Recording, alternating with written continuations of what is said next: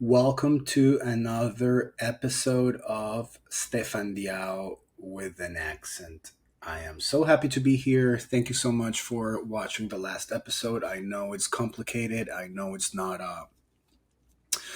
whatever. Let's start this episode because we are on fire today.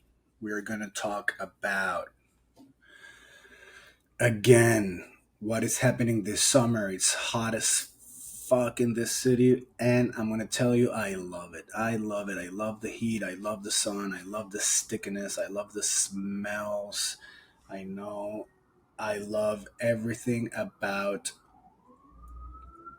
summer, especially when we know winter is coming. And yeah, welcome to Stefandiao.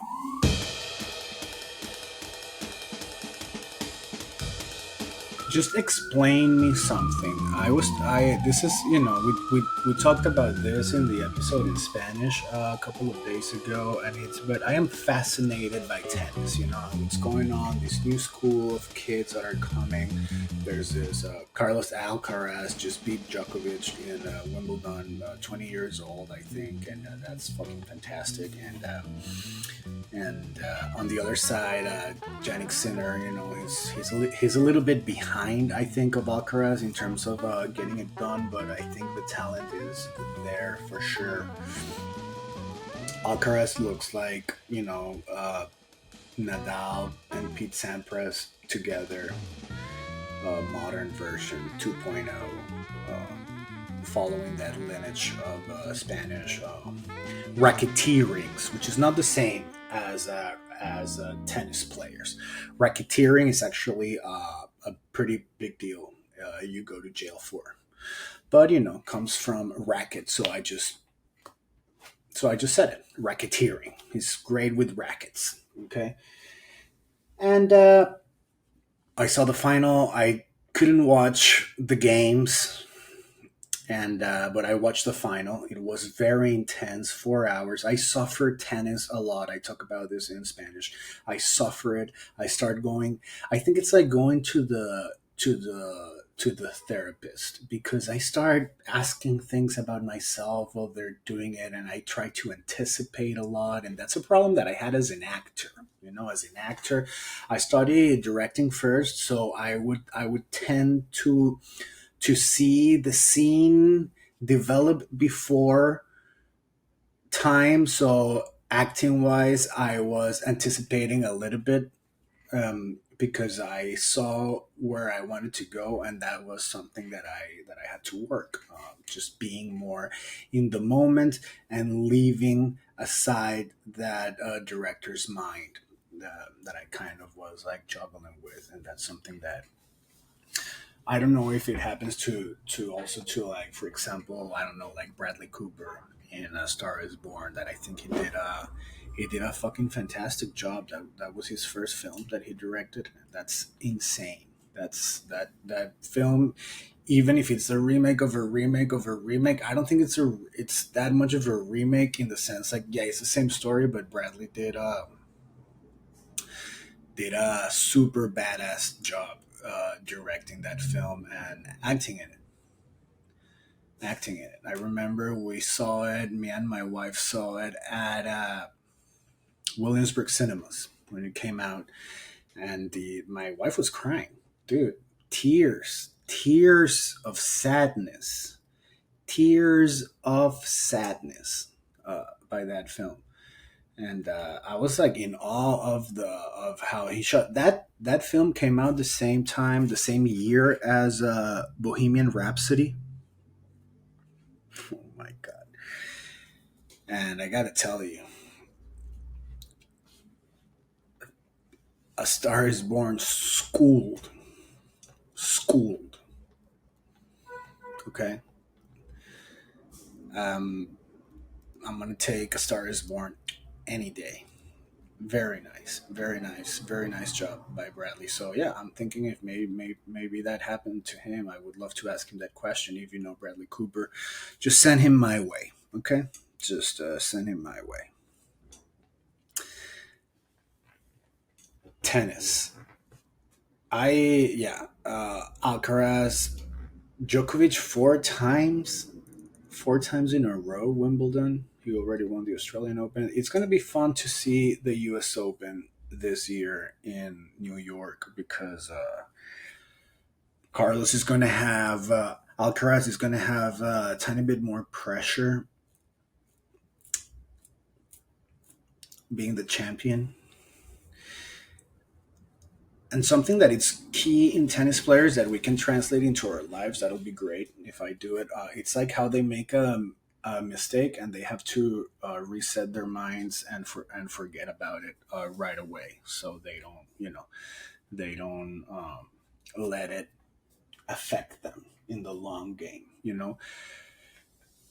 I think that's something cool to watch because there were, I think Djokovic made a couple mistakes more than usual, and but Alcaraz was, wow, it was truly awesome to watch him play.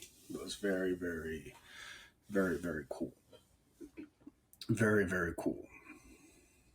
I read something, and I think it was the New York Times Magazine about the the royal guard in England. The soldiers that are dressed in like black and red, and they have like this big puffy vertical hat. It's the opposite of what the Hasidis were here in Bed-Stuy. They go like round, brown, and thin hair. In Britain, the soldiers go like tall, black, and like it's like a afro, like a vertical afro. It's like a vertical fro, and it's like Marge Simpson's, but not blue. It's just black. And I was reading how they get trained because every August or July they have this parade that they have to do in honor of a general or whatever, a change of guard. I don't know. They have to, and it's in extreme heat conditions, and their suits do not help them. And maybe a couple of guys went for pints the night before. They are dehydrated, and then they go like boom. So they train him. They train these guys how to pass out. They trained them how to fall with commitment and grace because they're going to be on TV, and they cannot just like drop like, you know, they cannot go like this. They go like the trumpet. And then like six dudes come running like if it's Formula One, and someone just crashed with like a green tent or whatever, and they put him in and they take him out, and he's like out. And some of them wake up and continue to play, but they're out of the game now. It's like the Squid Games. It's like Squid Games, but for soldiers.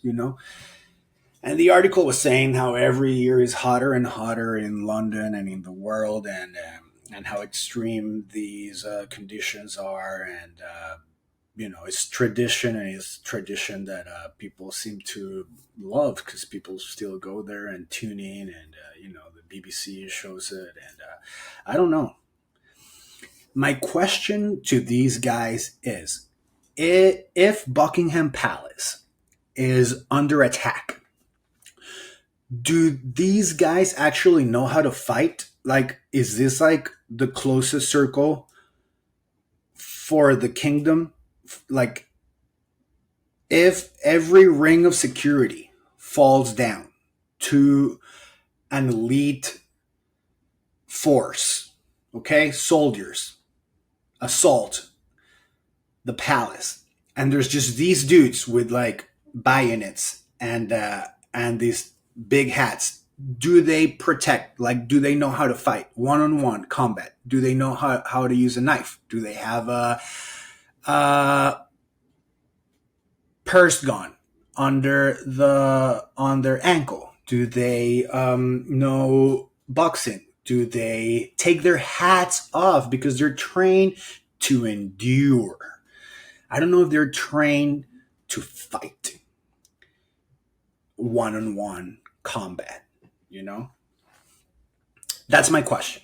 Maybe they are. Maybe they're like, no, listen, Stefano, like this is the elite. Like these guys in the UFC, they will go 21-0, easy. Okay, so maybe that is true. I don't know. If you happen to know one of them, if you happen to know about this culture, I lived in England for a bit, and I went to Buckingham Palace, and I know a couple of dudes. They just. I think that when I was there, living there, not the same day that I went, it wasn't me.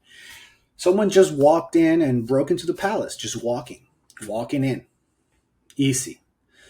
It was 2007, so there wasn't like TikTok and live streams and shit like that, so he didn't record it. But that guy was in like if it was um, his own house, okay?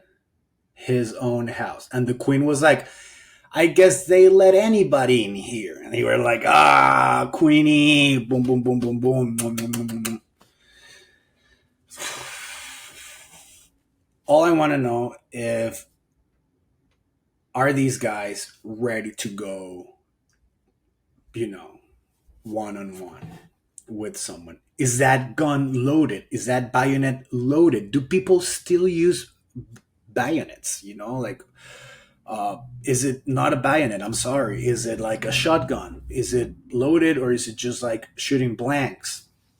You know, I don't know. Those are the questions that I have, the curiosities that I have in my mind when I see one of these fellows. Because I know that you can mock them and, I don't know, like do whatever, take a picture, and they won't flinch. And I know they can fall down with grace while holding a saxophone in the middle of July.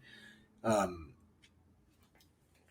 but I want to know if all hell breaks loose, are these guys going to protect the king and the prince and the princess and the queen and the Sex Pistols and Robert Smith? For me, Robert Smith is the true British treasure.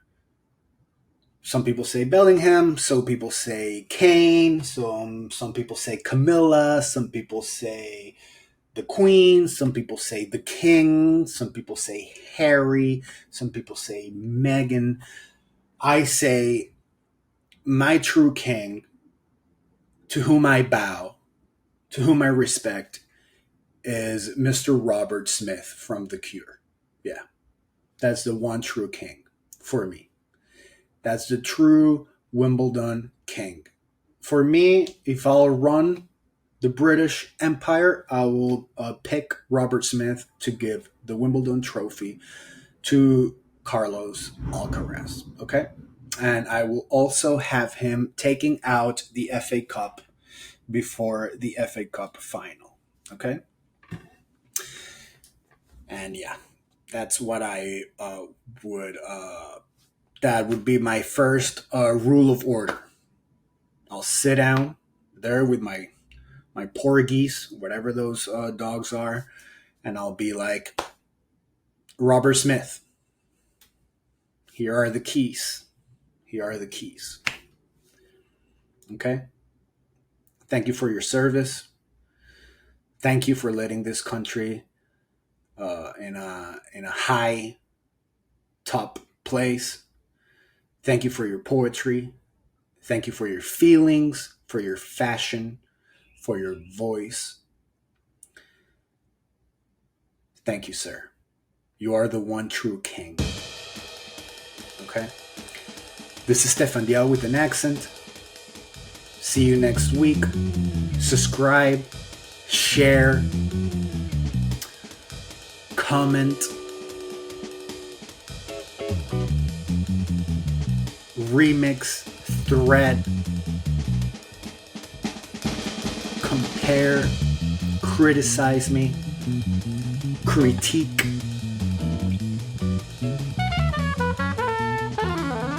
Bendition, God bless you. And God save the Queen.